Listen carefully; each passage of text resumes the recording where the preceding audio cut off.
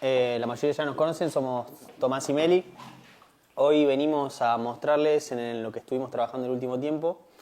Básicamente, esto surge de la inquietud de, a partir de imágenes de radar y primeramente con imágenes de satélites, poder hacer un traqueo o un pronóstico de cuál va a ser el movimiento de los sistemas, principalmente de tormentas, que son los que más nos interesan, ¿no? Y bueno, estuvimos trabajando en diferentes algoritmos y demás. Yo les voy a contar un poco las dos estrategias que tuvimos para encarar este problema. Por un lado surgió utilizar el algoritmo de Tattoo, que esto está disponible en un repositorio en GitHub, es una librería desarrollada por Brasil, me parece que el Instituto de algo espacial. INPES, sí. Que este algoritmo lo que tiene es que es cerrado, en realidad es como una cajita que uno puede usar y variar algunos parámetros que después vamos a mostrarles un poco, pero esto ya está hecho. Principalmente era para imágenes satelitales, que es lo que ustedes están viendo acá. Este es un sistema convectivo y que se estuvo traqueando acá. Y después, por otro lado, a partir de una idea de un paper, surgió lo que estuvo trabajando Tommy, que es utilizar un algoritmo basado en estructuras de árbol, que ahora les vamos a contar un poco más cómo funciona todo esto. Bien, son dos algoritmos diferentes, pero en definitiva utilizamos una estrategia general similar para los dos. Primero, bueno, una detección de los sistemas, ¿no? A partir de una imagen de radar, detectar los diferentes sistemas, ¿no? Para cada uno de los volúmenes de radar. Luego, una vez detectados cada uno de los sistemas de tormentas que tenemos para esa imagen de radar, se hace un, por decirlo así, traqueo de, bueno, cómo sería el macheo entre las diferentes celdas, entre los diferentes tiempos, a partir de diferentes algoritmos y demás, que ahora los vamos a contar a continuación. Y por último, hacer una proyección de, bueno, a partir de las imágenes anteriores, bueno, cómo hacer la proyección de estos sistemas en los tiempos futuros, a 15 minutos, media hora, una hora, eso vamos a verlo más adelante. Bueno, la idea es ahora mostrarles cómo funciona cada algoritmo en particular en cada una de estas etapas. Acá les mostramos como para que tengan un pantallazo de lo que es la salida de las corridas del algoritmo. Este es para el Tattoo, que acá se pueden ver los sistemas identificados, el polígono que me dicen dónde va a estar con el pronóstico y la trayectoria del centroide que se va generando acá. Y este es el algoritmo basado en estructura de árbol, que también tiene los sistemas y los pronósticos. Acá la estrellita es el radar meteorológico. Bien, en particular para la parte de detección, los dos algoritmos tienen una parte que es similar, que es... tienen como entrada una imagen que yo proyecto en una grilla regular. La imagen puede ser o satelital o de radares. En particular el Tattoo estaba pensado para satélites y ahora lo que estamos haciendo es adaptarlo para radares. En base a eso yo le voy a dar mi imagen, en particular al Tattoo, y a partir de ahí con un dado umbral, en este caso de reflectividad, vamos a poder identificar el sistema convectivo.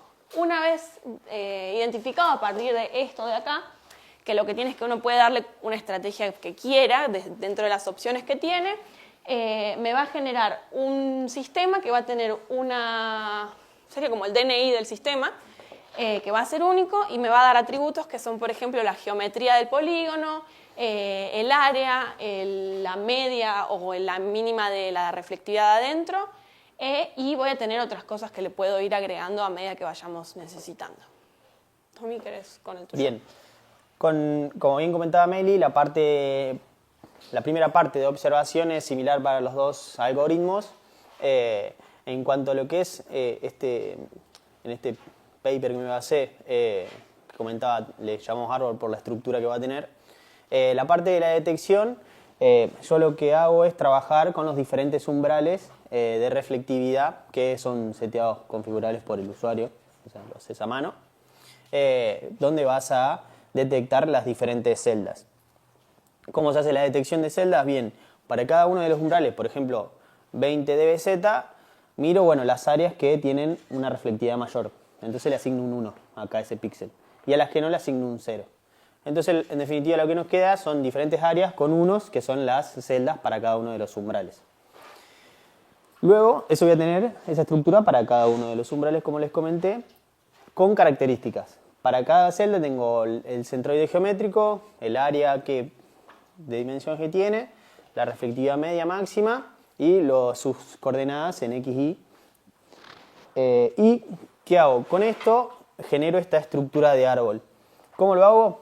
Bien, es definir un padre y un hijo para cada par de umbral. Por ejemplo, parto de umbrales más bajos, como por ejemplo, yo lo configuro, por ejemplo, 20 dBz. Entonces, luego, si tengo contenido en su interior un umbral mayor de 30 dBz, bien, el de 20 dBz va a ser el padre y el de 30 dBz va a ser el hijo, ¿no? Y así sucesivamente voy subiendo en pares de umbrales de reflectividad. Esto también es configurable cuando lo defino o no. Primero utilizamos como general un solapamiento de mínimo de 50% para definirlo como familia, por decirlo así. Una vez que recorro todos los umbrales, me queda esta estructura de árbol a lo largo de toda la reflectividad. Sí, que esa en realidad creo que es una de las principales diferencias de los dos algoritmos. Es que el de Tatú uno le da un umbral y con eso solo ya definí el sistema y no tengo información más que los atributos estos que estamos mencionando acá. En cambio, con el algoritmo de árbol uno tiene el umbral más grande y adentro tiene información de qué es lo que hay, digamos. Exactamente. Respecto al tracking, acá bueno, hay muchas cosas para que ustedes lean, yo les voy a comentar en general. Pero la idea del tracking es decir, bueno, yo tengo dos archivos, en este caso de radar, en los que identifiqué sistemas. Cada sistema va a tener un nombre, un DNI particular. El Tatú lo que hace es decir, bueno, ¿qué sistema del tiempo actual es el mismo sistema del tiempo anterior? Entonces, en base a distintas estrategias que uno puede configurar, por ejemplo, el solapamiento relativo o el solapamiento total, qué tanto se intersecan en porcentaje y si no también esta estrategia que te hace una ponderación entre las distancias de los centroides, entre qué tanto se solapan o no, me va a decir, bueno, efectivamente estos son el mismo sistema que evoluciona en el tiempo. Una vez que hace eso, va a entrar en esta parte de continuidad del sistema y les va a poner el mismo nombre. Entonces yo voy a tener una familia, que va a ser mi sistema convectivo que va a ir evolucionando en el tiempo.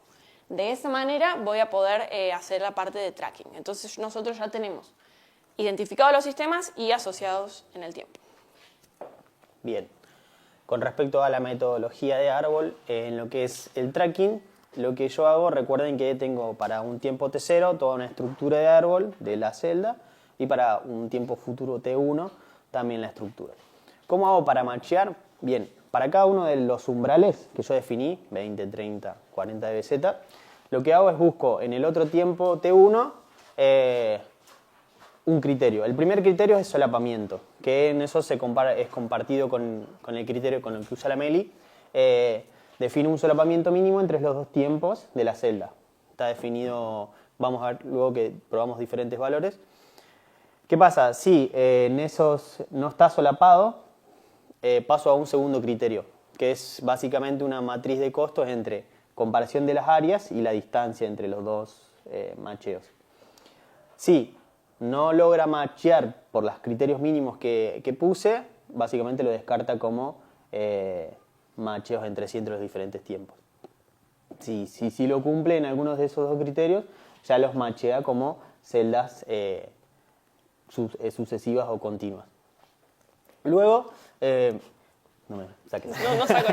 Luego, voy a hacer eso para cada uno de los umbrales. Entonces voy a tener macheados las celdas en cada uno de la estructura vertical. La ventaja que tengo es que yo luego vamos a ver, para lo que es la proyección, puedo elegir qué parte de la estructura uso para proyectar, que es lo que se encarga la segunda función, esa System Representative. Y uno de los atributos que agrega lo último es, por un error que saltaba en las proyecciones, es tener una característica de velocidad, por decirlo así, o de inercia entre los macheos. A través de 3 tiempos anteriores, T-2, T-1 y el T0, es calcular como una velocidad de los macheos y una dirección. Entonces tengo como un valor ahí, un parámetro que me da como la inercia de del macheo para tenerlo en cuenta luego a la hora de la proyección que hago. Ahora sí cambio. Sí, ahora sí.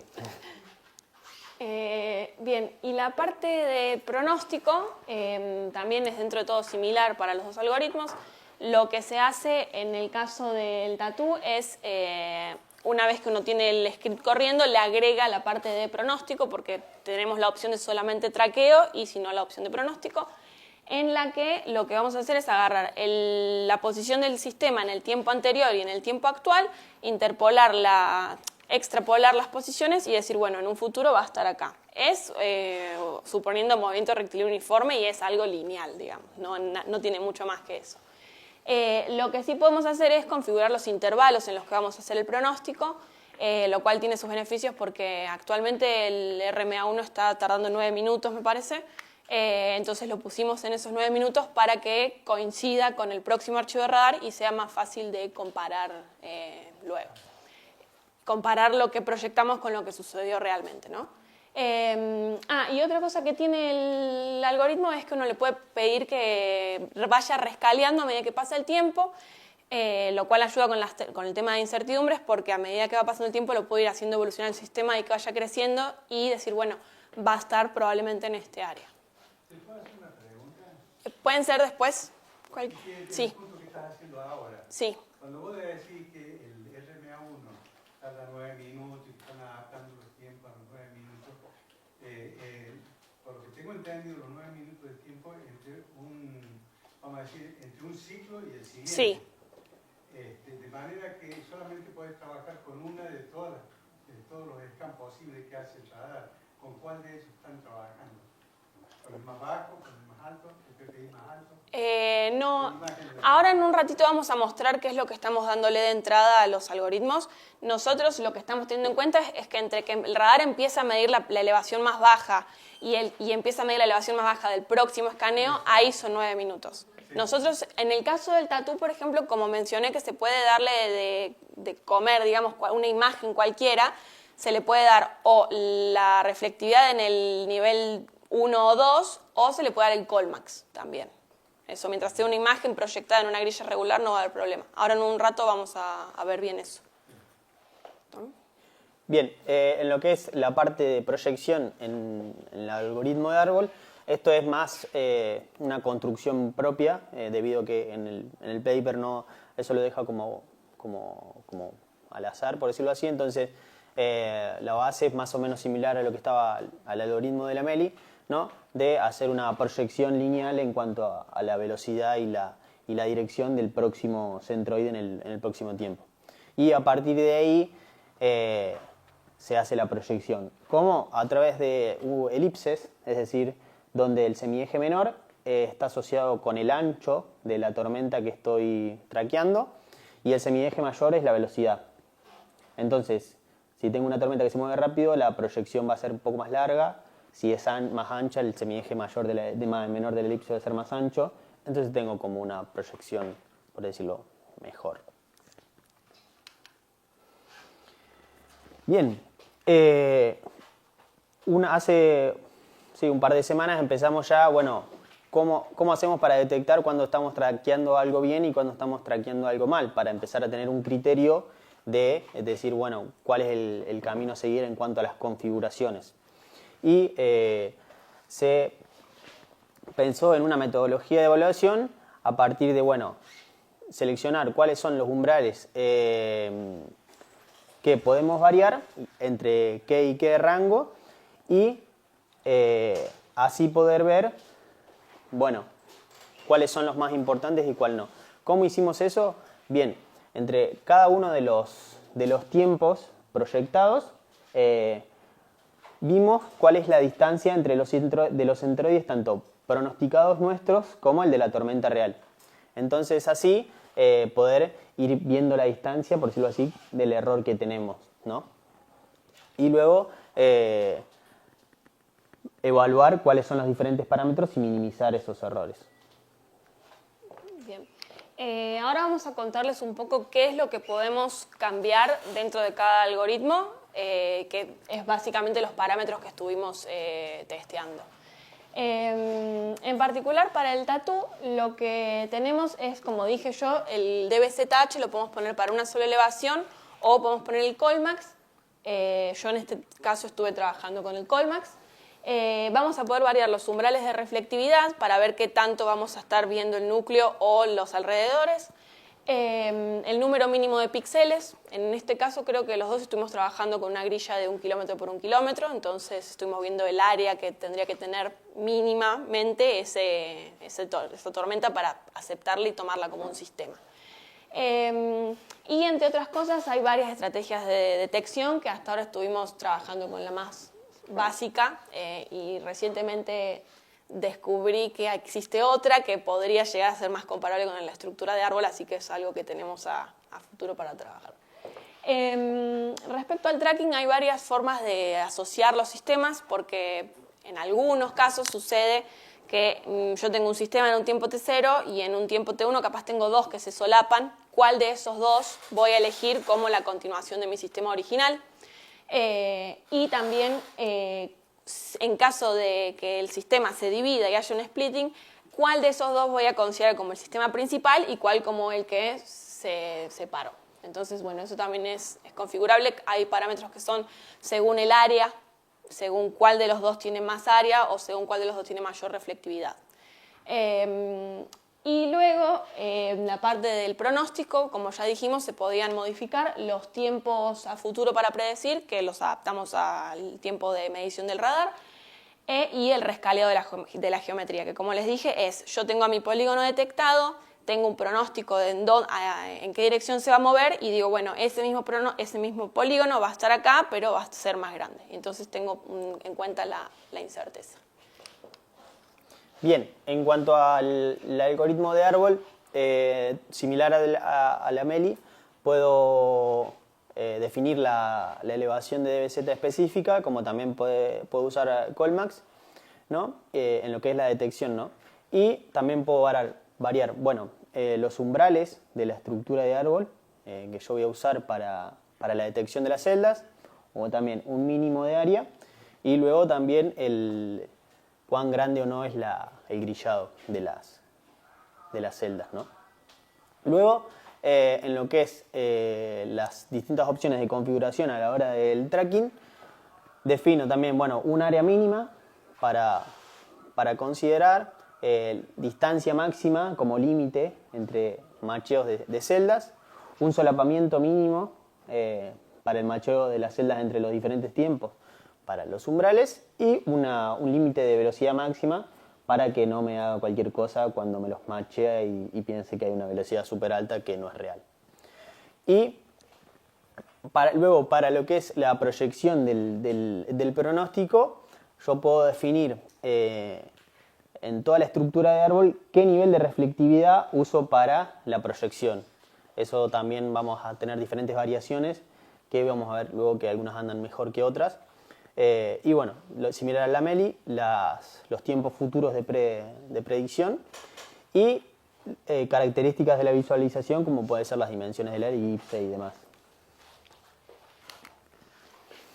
Bien, acá la idea es explicarles un poco en el sentido de cómo decidimos hacer las comparaciones, cuáles son las métricas que estuvimos usando.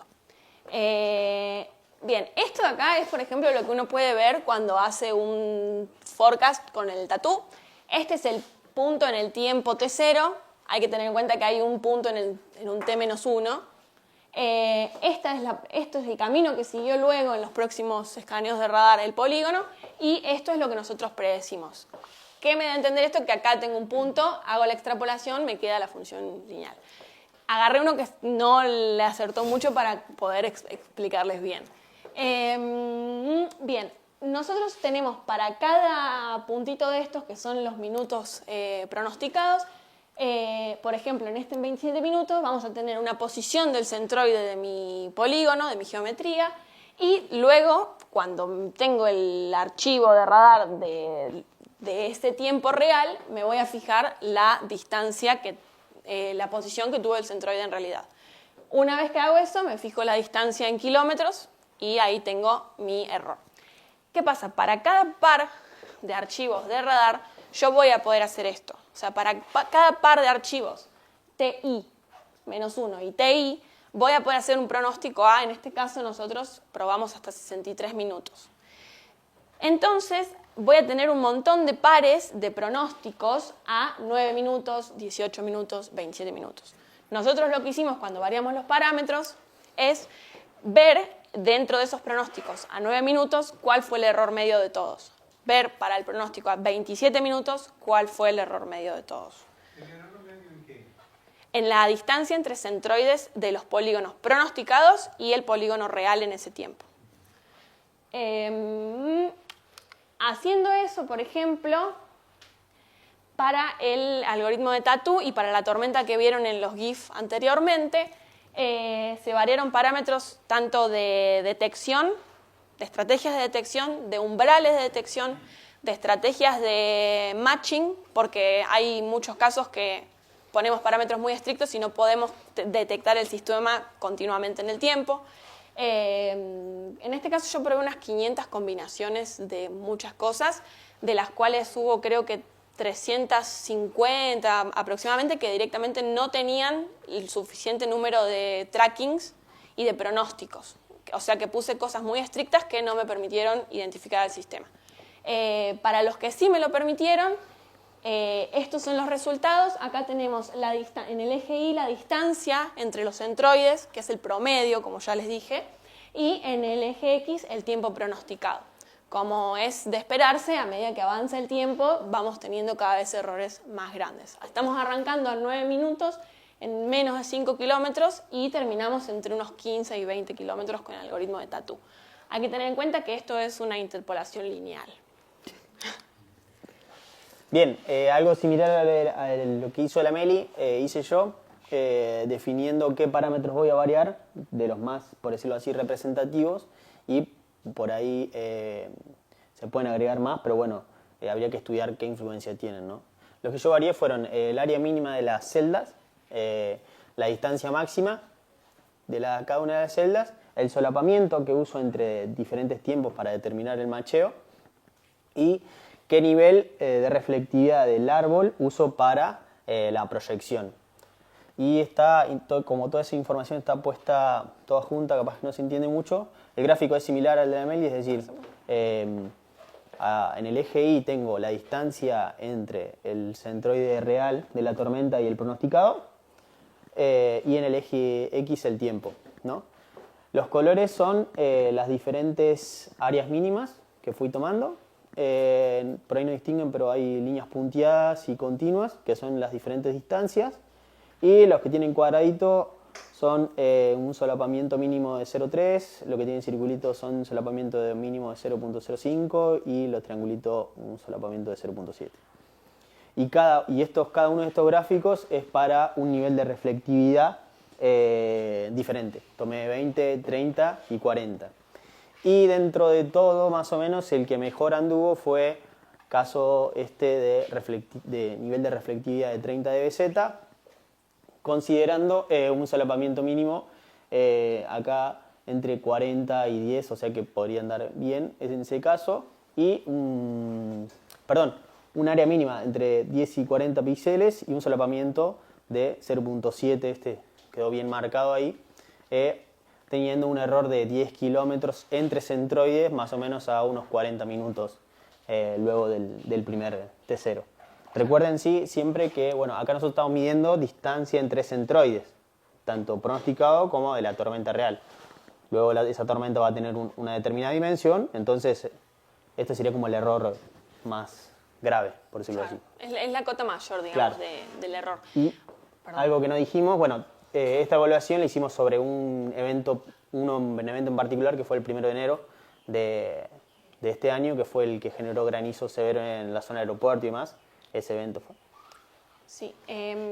Otra métrica con la que queremos empezar a trabajar es con el solapamiento entre el área real del polígono y el área del polígono pronosticado. Que eso también nos va a dar una idea de, ok, mis centroides están a esta distancia, pero hay una región en la que coincide el pronóstico que nosotros hicimos. Y la idea de esto es para un caso particular, la idea es poder hacerlo para muchos casos y ver si sigue teniendo esta tendencia, si mejora, si empeora el pronóstico. Bien, como para ir concluyendo un poco y cerrando las ideas, vimos que los dos algoritmos son capaces de detectar y de hacer un seguimiento consistente en el espacio y en el tiempo del sistema estudiado para los distintos parámetros que hemos probado, algunos un poco mejor, algunos un poco peor.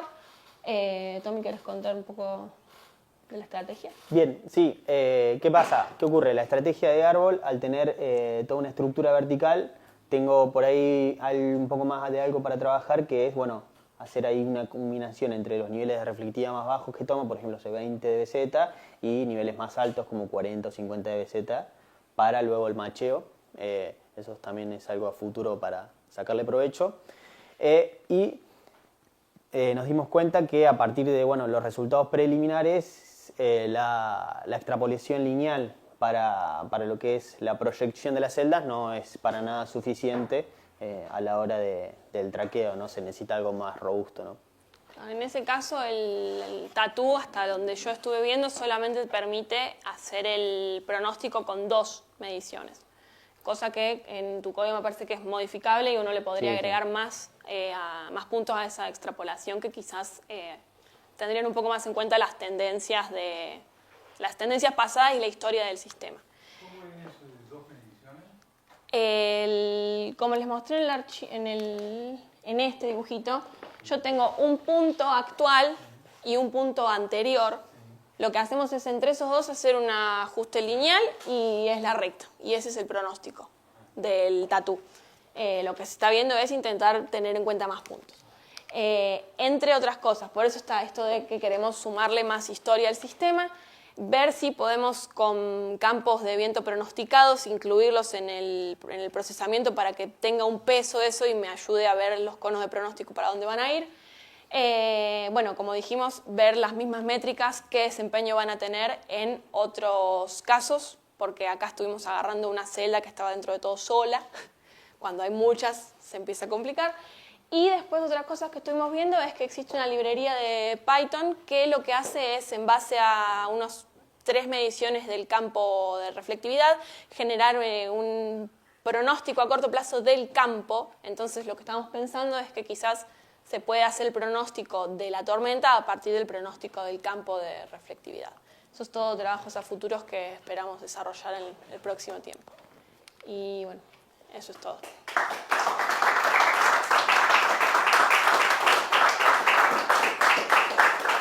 Gracias.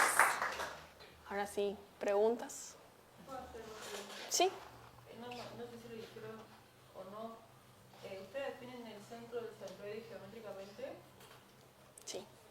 ¿Y tendría más sentido quizás hacerlo con el valor más alto de BZ o el valor más intenso de la tormenta? Eso depende del... En mi caso se puede definiendo la celda con otro umbral más alto. Claro, yo defino el centroide geométrico definiendo la geometría de la celda en ese umbral de reflectividad que definí. Si yo puedo aumentar el umbral, por ejemplo, pasar de 20 a 40, bueno, en ese caso el centroide geométrico estará asociado a una reflectividad mayor. Eso se puede. Sí es cierto que cuando, al menos yo, no puedo hacer eso, porque ya es algo intrínseco de la librería, pero a medida que uno aumenta y se pone más restrictivo con el umbral de reflectividad, estamos teniendo áreas más chicas que probablemente después no se solapan y empeora el traqueo directamente, antes que el pronóstico. No sé si eso responde. Sí, pasa mucho que cuando empezás a tomar reflectividades mayores, las áreas son más chicas debido a la intensidad mayor de esas celdas. Entonces el traqueo luego empieza a descontinuarse. Como está traqueando algo, capaz que la celda no desaparece, pero baja un poco la intensidad de la celda, disminuyendo la reflectividad. Entonces después no encuentra esa misma reflectividad de cierto valor. El algoritmo parece como si fuera. Claro, exactamente. El algoritmo piensa, bueno, no está más esa reflectividad, no está más la tormenta. Y mi otra pregunta es si el pronóstico no lo pueden mejorar, teniendo en cuenta que las variables que usan son pocas en cuestión de pronóstico, usar la generación de datos para mejorar el pronóstico. No, ahí me está matando un poco. O sea, Eh, este sería un caso muy simple que Sí. podés hacer con un trivial, un trivial, porque son pocas variables. claro. Y el error aumenta linealmente. Entonces, capaz que se podría mejorar con algo tan simple como un trivial. Bueno, después te voy a Sí, preguntar podría ser entonces de eso. como opción. Sí. Lo pregunté muchas veces, pero yo creo que no tengo preguntas. Perdón un segundo. ¿Puedes repetirme la pregunta que se te haga si te queda grabado el audio? Sí, ¿la de quién? Cuando ella te haga la pregunta, me Ah, contestas dale. la pregunta esa. Gracias. Dale. Pues después el disclaimer no entra. ¿Cómo es la estructura de datos del output? Entiendo que la de árbol son 3-4 campos más de acuerdo a los umbrales de reflectividad. No termino de entender cómo es la estructura de datos del output de Tatu. Bien. Respecto a la estructura de datos del Tatú, como les dije yo, a medida que voy relacionando entre un tiempo y el otro al sistema, se me genera un ID único. La salida es un punto SQLite, pero ahí adentro hay muchas cosas y entre esas yo con el nombre único de mi sistema, primero lo tengo que identificar, cuál de todos los que detecté es el que me interesa. Una vez que identifico ese nombre, de ahí tengo que ver los atributos que tiene y dentro de ese nombre tengo el tiempo en el que se hizo la medición y los pronósticos. No sé si es medio extraño. ¿Es poco utilizable después para el Sí. tipo de datos que trabajamos nosotros? Sí, la idea en todo caso mía es que porque algo que capaz no mencionamos es que para lo que sería tracking, si uno quiere hacer un proyecto de investigación o de seguimiento de alguna tormenta que ya pasó, puede funcionar muy bien esto. Cualquiera de las dos estrategias me parece que están bastante bien hechas. Entonces lo que me gustaría a mí es poder, una vez que cerremos un poco con esto, dejar algo hecho que uno pueda acceder a los datos de manera más sencilla. Es que el output que tiene me lo genera solo el script y no hay mucho. Hay que meterse bastante ahí a indagar en las funciones para poder sacarlo. Transformar esa Claro. estructura en una máscara que te sirva para el archivo original. Claro, yo por ahora lo que hago es la estructura esa, cuando identifico al ID que me interesa, lo convierto todo a un data frame. Y ahí tengo el tiempo de medición y las posiciones en el tiempo de medición y las posiciones pronosticadas del centroide. Entonces lo único que tengo que hacer para ver qué diferencias hay es hacer un desfasaje de las filas y listo. El scan que nosotros usamos en el caso de esta imagen, eso es el Colmax, a su vez filtrado para que me grafique solamente cosas con reflectividad por encima de, creo que eran 25 dBz, por ahí. Entonces yo lo que hago es, de las 15 elevaciones las compacto en el Colmax y me quedo con eso. Funciona de manera bastante similar a la primera, segunda elevación, pero para el algoritmo mío que no tiene en cuenta las capas, quizás uno agarra un poco mejor todo teniendo en cuenta el Colmax. Sí, en mi caso uso la segunda elevación y ya. Más fácil. Son más o menos 3 grados. Sí. ¿Alguien más? ¿Alguna pregunta? Sí. No sé tanto el tema, pero cuando ustedes mostraron las curvas y las posiciones de los centroides pronosticados y medidos, dijeron que a medida que el tiempo avanza se ve que se van separando más. ¿Ustedes definieron un tiempo para decir, bueno, mira, de acá hasta este tiempo anda medianamente bien, de acuerdo al error? Lo perfecto sería que las curvas estén acostadas al suelo, porque ahí el error sería tirando a cero.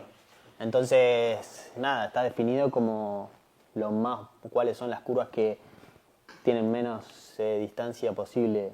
Sí, esto está bastante preliminar y la idea, me parece, a un futuro es primero intentar que la pendiente de las curvas sea un poco menor y por otro lado hay que ver qué tanto y qué tan importante termina siendo qué cosa, porque encontrar el equilibrio entre cuánto tiempo puedo pronosticar y qué tan certero va a ser mi pronóstico. Por eso también estamos considerando la métrica del solapamiento, del polígono proyectado y el polígono detectado. No sé si eso responde. Y cuando hay algún tiempo a pronóstico, ustedes digan, bueno, bajo estas condiciones que se han laburado con la dinámica lineal, digamos, imagino con esto puedo llegar a pronosticar un delta T. Y a ojo, teniendo ojo de meteorólogo. teniendo en cuenta que, recuerden siempre que estos son distancias entre centroides. Entonces yo tengo la celda observada y el centroide acá, y la celda pronosticada y el centroide acá. Entonces esa distancia, las celdas en sí, los bordes de las celdas pueden estar un poco más cerca. Teniendo en cuenta eso, con esto yo no me iría más de 50 minutos, 40 minutos, teniendo en cuenta que la proyección luego va a ser como en diferentes abanicos para ir teniendo en cuenta los errores. En el gráfico ese, el primero acá de la serie, ese que está ahí, yo lo que veo es que es como que en el pronóstico han supuesto una velocidad inicial muy baja comparada con la que realmente sigue la tormenta. O sea, ¿en base a qué se eligió esa velocidad inicial que aparentemente es una subestimación Claro. de la velocidad real? En la elección de la velocidad para la extrapolación, yo mucho no puedo hacer desde lo que estoy trabajando porque es intrínseco de la librería, pero en realidad sí, lo que pasa debe de haber sido que el punto anterior estaba cerca, entonces Claro. se supuso una velocidad menor. La mayoría de los parámetros que luego se proyectan son utilizados de los 2 o 3 tiempos anteriores en mi caso. Por ejemplo, yo la velocidad la toma de la velocidad y dirección la toma de los 3 tiempos anteriores. Entonces, si se movió muy lento y después agarró velocidad y ya me quedo corto. Hasta la próxima iteración no voy a tener ese ajuste en la velocidad ni en la dirección. Otra cosa que se me ocurre es que se podría estudiar la influencia del tiempo entre volúmenes, tratando de ver cómo cambia. Acá lo que se podría hacer, en vez de tomar entre volúmenes sucesivos, tomar volúmenes por medio, tratar de pronosticar con tiempo más largo, a ver cuánto cambia. Sí, esa es una idea, sino también... Como para poder... Exactamente. Al revés. Claro. Después de ahí poder decir, y si yo reduzco en tanto el tiempo entre volumen y volumen, ¿cómo me mejora el pronóstico? Exactamente, sí. También la otra es usar como un promedio de los últimos tiempos, en vez de usar 2 sucesivos, usar un promedio. Con esto hablábamos de considerar tiempos hacia atrás más lejos, considero un promedio de los últimos 5 o 6 tiempos, entonces así ajustar, por decirlo así, mejor, no con el último tiempo, que pasa mucho que capaz que tiene una dirección hacia allá y luego en el siguiente tiempo tiene una dirección hacia allá, entonces todos esos ajustes los filtrarías. Sí. Mismo también a veces la posición del centroide, o sea, las posiciones están determinadas por el polígono que yo agarré. Y hay veces que de una medición a la otra el polígono se me hizo más grande, me agarré más de un lado o del otro y el centroide se me mueve. Y por eso a veces que me pronostica que va a ir para un lado y está yendo para el otro. Entonces hay un montón de cosas que tenemos que todavía pulir y tener en cuenta. Si te vas mucho para atrás también, digamos, te metes en la fase de donde se está desarrollando la tormenta. Sí, pasa... Algo más estático es después, entonces puede también generar más error. Sí, uno de los parámetros que comenté que había agregado era la velocidad. Eso era por eso, porque en las zonas serranas acá, cuando las celdas se están desarrollando, muchas veces la reflectividad, el perímetro más grande de reflectividad es, no sé, por ejemplo, 20 de BZ. Pero los más chicos son 40, 50, que esos en la misma celda dentro, aunque la celda no se mueva, se van moviendo. Entonces, si yo considero ese movimiento, capaz que me dice que la celda va para atrás. Va para atrás y la celda no se movió. ¿Se entiende? Entonces, tenés que considerar, eso era como no se está moviendo para atrás. ¿La decisión de los umbrales es dinámica? O sea, ¿va cambiando de frame a frame? ¿O es No, se la definías al principio en tu ejecución, por decirlo así. El tema es que no sabemos cómo iría luego en una etapa operativa cuando se le van nutriendo con cada uno de los siguientes tiempos de imágenes de radar. Pero cada vez que lo ejecuto, tengo mis parámetros seteados. Habría que ver cómo se modifica eso a medida que... Sí, y qué tan... ¿Asimilación o no? No tengo idea. Yo tampoco. Chica ahí llegué. simulación. Sí, acá por ejemplo, fíjense en este caso, esto me apuntó para acá arriba y después no sigue yendo para acá arriba. Se fue para el costado y fue por los últimos 2 puntos, digamos. Entonces sí, el tema de la historia previa consideramos que es el camino a seguir. Sí. O sea, ¿alguna otra pregunta? Sí, yo tengo una pregunta. Sí. ¿El tamaño de los centroides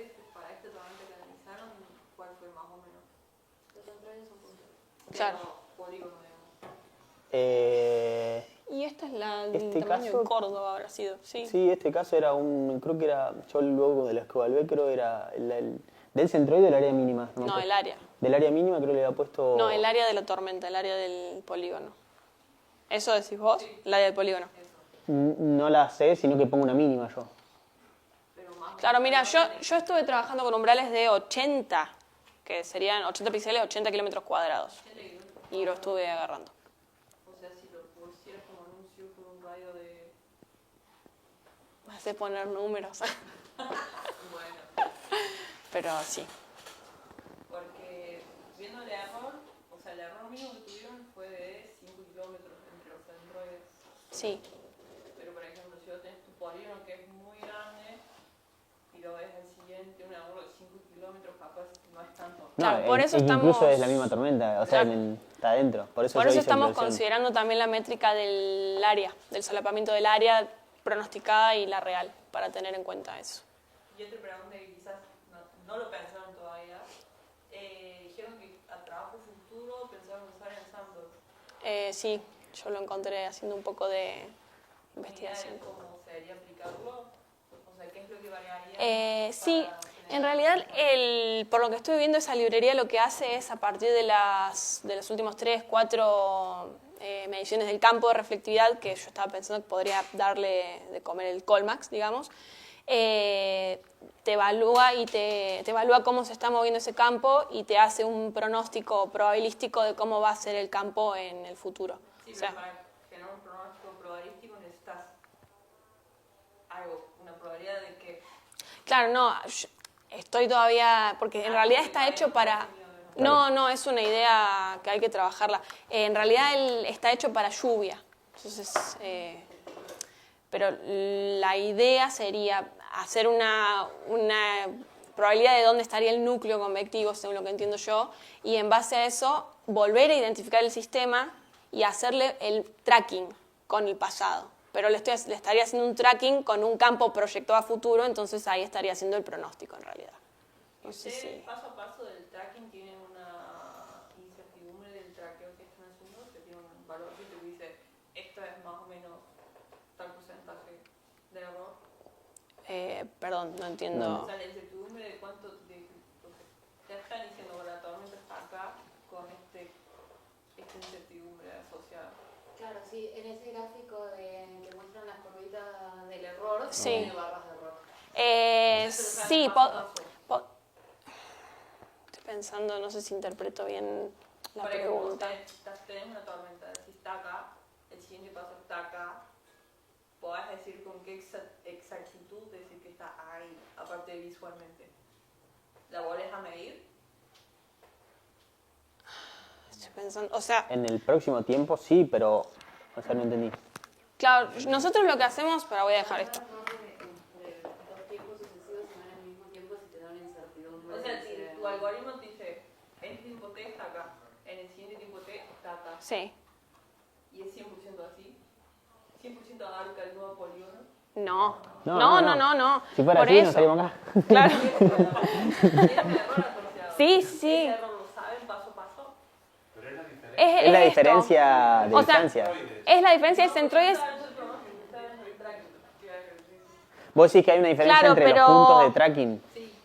No tengo. El tracking. No, ese no lo tengo.